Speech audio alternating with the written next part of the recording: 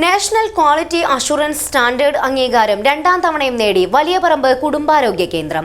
ഇത്തവണ ജില്ലയിൽ ഏറ്റവും കൂടുതൽ സ്കോർ നേടിയാണ് NQS സ്വന്തമാക്കിയത്.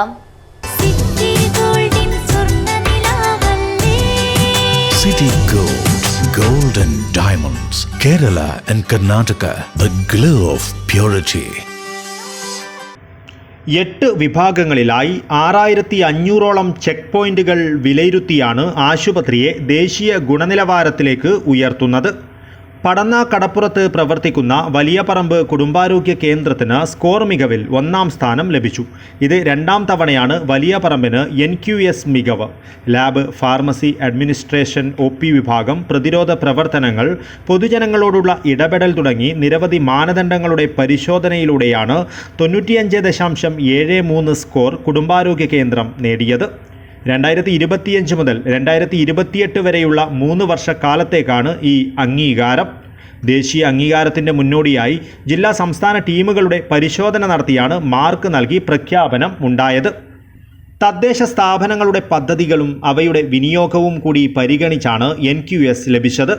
തീർച്ചയായിട്ടും ഇവിടുത്തെ ജീവനക്കാരുടെ ആത്മാർത്ഥമായിട്ടുള്ള സേവനം ഈ ഒരു അവാർഡിലേക്ക് നയിച്ചിട്ടുണ്ട്. അതോടൊപ്പം പഞ്ചായത്തിൻ്റെ വിവിധങ്ങളായിട്ടുള്ള ജനകീയമായിട്ടുള്ള ആരോഗ്യ പദ്ധതികളും കൂടിയാണ് ഞങ്ങളെ ഈ ഒരു പുരസ്കാരത്തിലേക്ക് എത്തിച്ചിട്ടുള്ളത്.